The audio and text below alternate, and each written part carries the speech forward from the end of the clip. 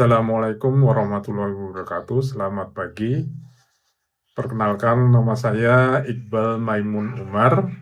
Saya dosen di Multimedia Nusantara dengan Fakultas Seni dan Desain, program studi Desain Komunikasi Visual. Saya memegang beberapa mata kuliah seperti Visual Komunikasi Desain 1 hingga 3, kemudian Nirmana, dan kolateral, kemudian ada beberapa mata kuliah lain. Ya. Dalam kesempatan ini saya ingin membacakan atau ingin menjelaskan tentang RPKPS, Rencana Program dan Kegiatan Pembelajaran Semester di Multimedia Nusantara untuk DKV. Ya, dalam kesempatan ini saya ingin menjelaskan tentang RPKPS Visual Communication Design 2. Ya. Ini di semester 3, kemudian bobotnya 4 SKS. Nah, di sini ada deskripsi mata kuliah. Ini mengajarkan kemampuan mahasiswa dalam memecahkan masalah komunikasi visual dari suatu konten informasi hingga menjadi lebih bernilai. Dalam perkuliahan, mahasiswa dibekali kemampuan dalam merancang desain informasi melalui metode perancangan yang dimulai dari orientasi, analisis, konsep, desain, implementasi. Desain informasi dari suatu konten yang telah dirancang diterapkan dalam 2 media, seperti cetak dan digital. Diharapkan setelah menempuh mata kuliah ini, mahasiswa dapat memenuhi kompetensinya dan menyelesaikan masalah yang berkaitan dengan pilar informasi pada 2 media yang berbeda, cetak maupun layar, dan mendapatkan umpan balik dari target sasaran desain strip pengguna melalui pameran di akhir perkuliahan. Nah, ini ada capaian pembelajaran atau learning outcome. Di sini ada CPLH-nya. Mahasiswa mampu memproduksi dan mempresentasikan karya desain komunikasi visual. Kemudian ada capaian pembelajaran mata kuliah atau CPMK. Setelah lulus mahasiswa, setelah lulus mata kuliah ini, iptek dan teori dapat digunakan pada profesi desain grafis di tingkat madya dengan kompetensi. Ini mahasiswa mampu memecahkan masalah informasi terhadap suatu konten dengan pendekatan desain komunikasi visual. Kemudian ada CPMK 1, sub CPMK-nya adalah memahami dasar konsep struktur konten pada desain informasi. Kemudian dapat mengidentifikasi strategi komunikasi berdasarkan fenomena dalam perancangan media informasi. Kemudian dapat membuat konsep dan perancangan media informasi. Dan dapat membuat logbook dari media informasi yang dibuat. Dapat mempresentasikan karya desain yang dari perancangan media informasi yang dihasilkan. Kemudian mampu mengevaluasi karya desain dan perancangan media informasi yang dihasilkan. Lalu ada analisis pembelajaran, diagram terlampir. Kemudian di sini ada bahan kajian, materi pembelajaran topik 1, ruang lingkup informasi, orientasi analisis buku. kemudian konsep 1, konsep 2, ya. Konsep 1 terdiri dari Big ID, konsep, key visual, kemudian konsep 2, grid, Kettering, kemudian sketsa. Selanjutnya ada desain 1, ya, ini tentang infografik, kemudian desain 2, cover dan isi, kemudian selanjutnya adalah implementasi buku, evaluasi dan budgeting. Ini sudah masuk ke UTS ya.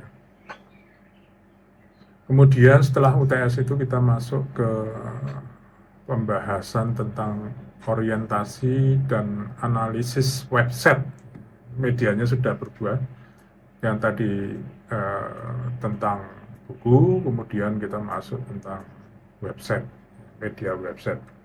Ini terdiri dari riset, kemudian membuat sitemap, flowchart, kemudian membuat big ID, konsep, kemudian key visual, kemudian ada grid, ada low fidelity, ada high fidelity, ya, kemudian homepage-nya, high fidelity content, kemudian evaluasi desain sistem, dan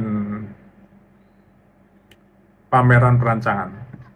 Ya, ini terakhir kita pameran. Kemudian evaluasi yang direncanakan, ya, ini kehadiran, ini tentang kehadiran, kemudian ya, perkuliahan 14 kali, ya, minimal 11 kehadiran, tidak boleh tambah lagi absennya, jadi minimal absen itu 11. Kemudian nilai rubrikasi nilai atau nilai akhir UTS 30, kemudian UASnya 40, kemudian aktivitas 30%. Ini persentase nilai UTS, UAS, dan tugas atau aktivitas. Nah, ini ada tabel distribusi tadi yang terkait di atas itu. Oke, kemudian ini ada nilai akhir, ya. Nilai A itu antara 85 hingga 100 dengan angka 4, sangat baik. Kemudian yang paling rendah adalah nilai E, 0 sampai 44,99. Ini biasanya tidak tercapai, ya, jadi tidak lulus. Kemudian bahan sumber informasi dan referensinya ada Robin Landa, kemudian ada Zulkats dan Kimpir, ya. Kemudian ada pendukungnya juga. Dan berikutnya rencana kegiatan pembelajaran, ini sangat detail untuk pedoman dosen mengajar. Jadi sangat detail sekali dari CPMK 1, sub CPMK 1, apa yang dibahas, ya, ini memahami dasar prinsip dan struktur konten dan desain media informasi. Kemudian pokok bahasanya adalah ruang lingkup informasi. Kemudian ini ada hingga poin 9, ya. Peran desain dan desainer dalam menciptakan nilai pada suatu konten informasi. Kemudian pertemuan kedua, ini mahasiswa mampu mengidentifikasi strategi informasi. Ini tentang pokok pembahasannya orientasi analisis, riset, struktur konten. Kemudian yang ketiga, mahasiswa mampu membuat konsep dan perancangan media informasi. Di sini ada Big ID, kemudian ada konsep ID, ya, atau juga key visual. Kemudian Ini di pertemuan keempat CPMK 1, sub CPMK 3 mampu membuat konsep dan perancangan media informasi. Ya, ini praktek membuat grid, kemudian membuat keteren dan sketsa atau thumbnail. Kemudian yang kelima, mahasiswa mampu mempresentasikan karya desain yang dirancangnya. Oke, ini ada infografis ya, dalam buku nanti ada infografisnya. Jadi mahasiswa membuat infografis. Ya, ada sejarah, definisi, jenis, fungsi, tahapan, dan lain sebagainya. Kemudian yang keenam adalah desain buku. Ini mahasiswa mampu mempresentasikan karya desain. Ya, cover dan isinya. Kemudian yang ketujuh, ya mahasiswa mampu mengevaluasi karya desain. Nah, ini sudah masuk ke UTS, menjelang UTS. Implementasi buku, evaluasi dan budgeting. Jadi mengevaluasi buku yang sudah dibuat, apakah perlu diperbaiki atau dapat masukan yang baik. Ya, biasanya ada evaluasi sebelum dikumpulkan di UTS. Nah, ini UTS-nya ya, tentang pokok pembahasan 1 hingga 7. Ya. Ini mahasiswa mampu membuat logbook dari media informasi dan membuat karya desain perancangan media informasi ya. Oke, selanjutnya ke-8 ya, pertemuan di 8 ini mahasiswa mampu mengidentifikasi strategi informasi berdasarkan fenomena perancangan. Ini kita sudah masuk ke website, pembuatan website diawali dengan riset, sitemap, dan flowchart. Kemudian yang ke-9, ya masih membuat media informasi website. Di sini membuat Big ID, kemudian konsep dan key visual. Nah, ini yang kedua ya, pertemuan 10 itu melanjutkan konsepsi 2, website, grid, dan low fidelity. Kemudian yang ke-11, nah ini sudah masuk ke high fidelity homepage, ya bagian depannya. Kemudian yang ke-12, ini sudah masuk ke desain website high fidelity. Ya. Kemudian yang ke-13 ya, masih high fidelity. Ya. High fidelity website. Kemudian ke-14, nah ini sudah masuk ke evaluasi, mengevaluasi karya dari perancangan media informasi yang dihasilkan. Ini ada logbook, ada website. Kemudian di UAS, nah ini ada beberapa CPMK, ya, sub CPMK 4 hingga 6. Ya, dengan pokok pembahasannya 1 hingga 14. Oke, kemudian ini tugas, ya, rincian tugas. Ada bentuk tugas logbook, ya, kemudian ini ada mahasiswa menyusun strategi perancangan visualisasi buku, konten, dan yang telah disediakan. Kemudian di pertemuan kedua, bukan pertemuan kedua, tapi tugas 2 pertemuan 5. Ya, mahasiswa mampu membaca dan memahami konten informasi yang telah diberikan oleh dosen untuk kebutuhan informasi. Jadi tugas kedua adalah membuat informasi, ya, media informasi. Ya, bentuk. Kemudian Di tugas ke selanjutnya ya ini UTS ya. Kita setelah tugas infografik kita masuk ke UTS.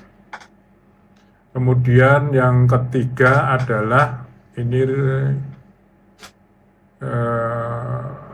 bentuk logbook ya, membuat logbook dari website. Ini di pertemuan 8 jadi sudah masuk ke website. Orientasi dan analisis ya, website. Kemudian di pertemuan ke 14 tugas pertemuan 14 judul tugasnya konsep dan desain website. Ya, ini di pertemuan ke-14 ini goalnya adalah di pertemuan pertemuan ke-14 atau UAS. Ya, sebagai pengantar ke UAS. Nah, ini UAS-nya membuat website dan pameran dan pengumpulan logbook. Ini demikian untuk tugas-tugas ya, rincian tugas-tugasnya. Kemudian ini capaian alur lampiran analisa capaian pembelajaran bahkan tahapan capaian pembelajaran. Ini dari sub CPMK 1, 2 ya, kemudian naik ke sub CPMK 3, kemudian kita masuk ke UTS ya, ujian tengah semester. Kemudian kita naik lagi sub CPMK 4, sub CPMK 5, sub CPMK 6, kemudian kita sudah masuk ke ujian ya, UAS, ujian akhir semester. Demikian RPKPS yang saya sampaikan. Untuk selanjutnya akan dilanjutkan materi di kelas.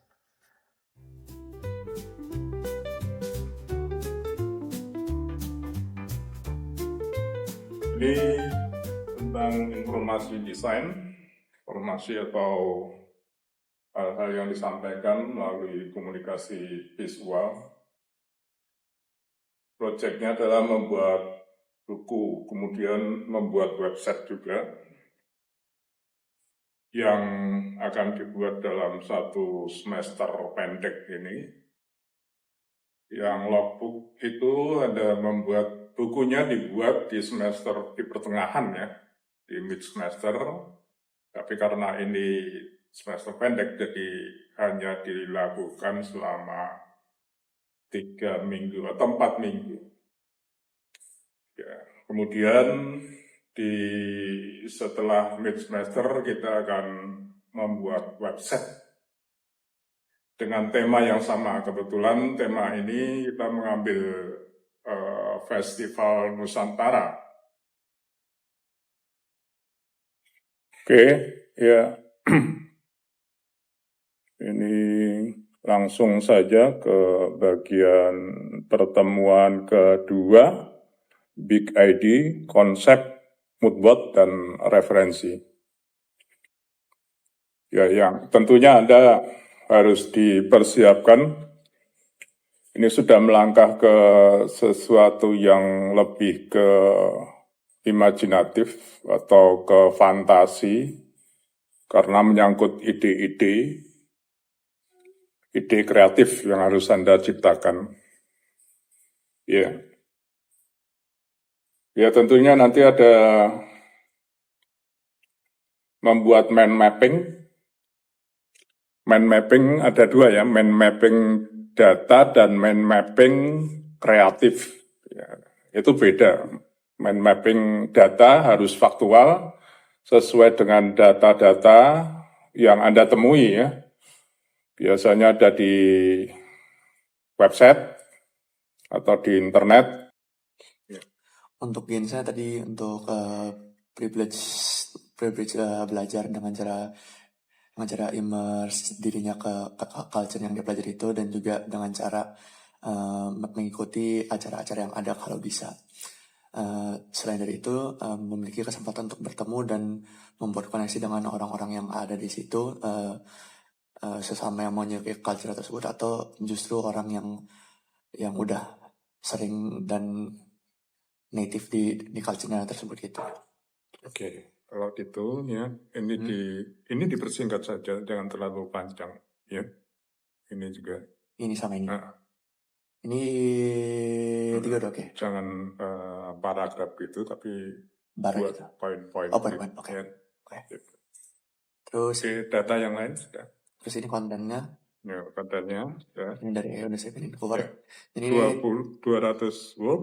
1866. Oh iya. Berarti ditambah. Ya, ini jadi 3 chapter. Chapter utamanya itu chapter 1 itu dimensi historis filosofi karapan sapi. Ini saya sudah baca sedikit. Ini jadi dia menjelaskan sejarahnya dan kenapa karapan sapi dibikin ini untuk membajak sawah. Ini apa motivasi bagi para peneliti untuk mengadopsi metode ini dari pangkalan kata Nur. Terus ini transformasi menuju ajang prestis dan pengaruh kolonial. Dan dia pada abad-abad berikutnya melalui pergerakan. Di frustasi ini kan dia tidak punya akses mudah kepada informasi tentang culture yang dipelajari. Untuk Nietzsche itu tentu saja dia kepingin ada cara mudah untuk mengkonsumsi dan digest informasi tentang sebuah culture yang ada situ. Untuk Gensha tentu saja pertama itu dia hak dan keberuntungan untuk belajar dengan cara mengimmerse dirinya ke. Selamat pagi semuanya teman-teman di kelas antara di week 4 ya. Hari ini kita bertemu lagi setelah kemarin kita sudah membahas masalah penciptaan sebuah buku pencarian Big ID, kemudian Anda akhirnya membuat mind mapping, kemudian membuat. Nah, kita sekarang melangkah ke tata layoutnya. Ini materi tata layout hari ini.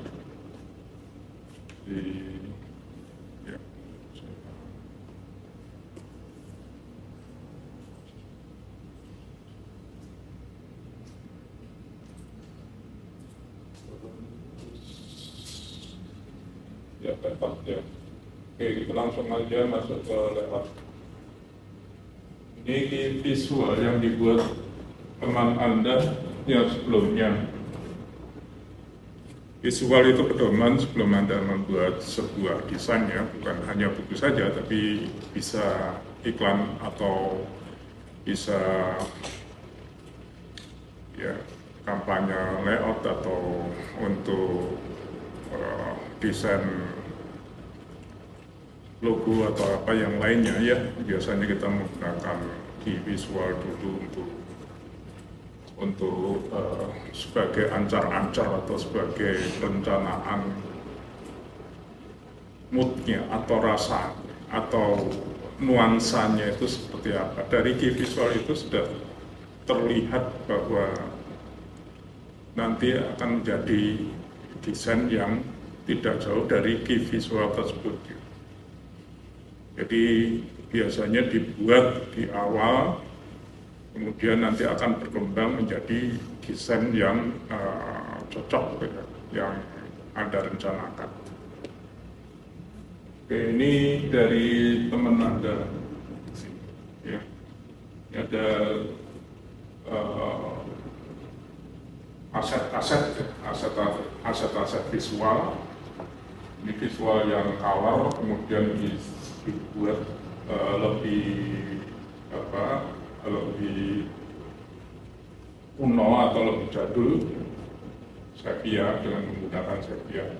Kemudian aset yang lainnya ilustrasi. Oke.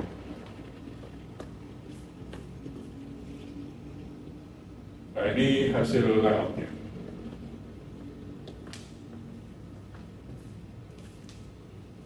Layoutnya ini ada image-nya, kemudian ada link-nya di sini, kemudian ada body text-nya,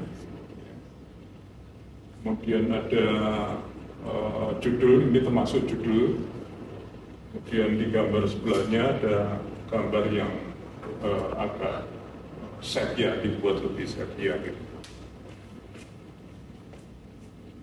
Oke.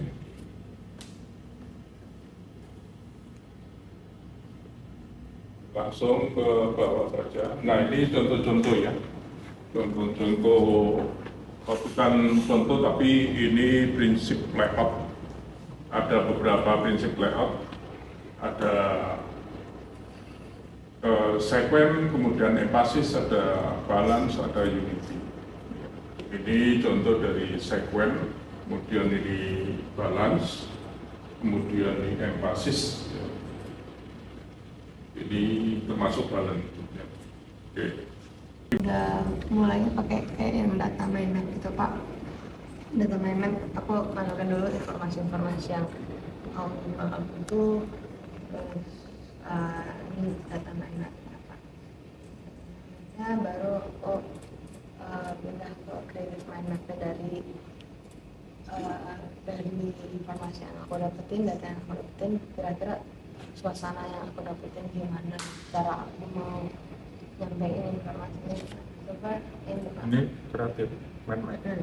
Iya, ini keywordnya Pak. Ini keywordnya. Keywordnya apa itu? Belum pilih yang 3 utama itu. Nanti dipilih yang 3. Iya. Ya, ini tuh. PKD-nya mana? PKD-nya di. Oh, iya. Nah. Yang mana? Belum dipilih juga? Iya, kemarin sih belum. Oke. Oh iya.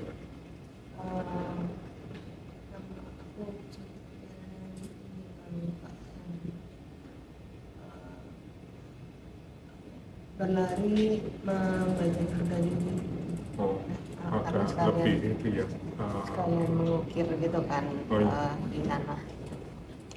Lebih apa ya? Itu kayak bahasa ini metafornya. Tapi yang ini lebih jelas sih sebetulnya. Iya.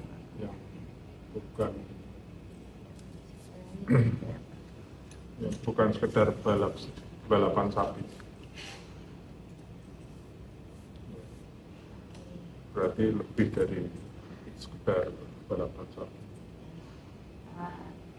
Ini dari yang di TJ itu aku ambil konsepnya itu, pokoknya aku pengen buat bukunya lebih naratif gitu Kak, lebih naratif, nyeritain cerita si sapi ini melalui sudut pandang si sapi ini yang jadi sapi karapan. Dari itu aku pengen jelasin secara keseluruhan tentang karapannya terlebih dahulu, secara deskriptif, informasi dan segala juga akan masukin bukunya. Terus bakal dijelasin nilai filosofisnya juga, terus akhirnya kenapa tradisi ini harus dijaga gitu Pak. Ini Moodboardnya ini user persona. untuk Targetnya anak Gen Z. Gen Z. Kira-kira mahasiswa yang suka akan budaya Indonesia gitu, yang suka yang masih belum terlalu memiliki koneksi emosional dengan kultur Indonesia karena rasanya nggak relate gitu. Tapi kalau dibuat media yang cocok dengan gaya mereka gitu, yang gaya mereka menerima informasi, baru mereka kayak gaya juga tarik. ya gitu. Iya Pak. Itu ini nanti kemarin di ChatGPT. sebenarnya ini sama sih Pak. Nanti Oke. Penjelasan dulu secara naratif ya, terus Nanti diambil dari beberapa itu untuk sebagai ini konten-konten di dalam buku tersebut.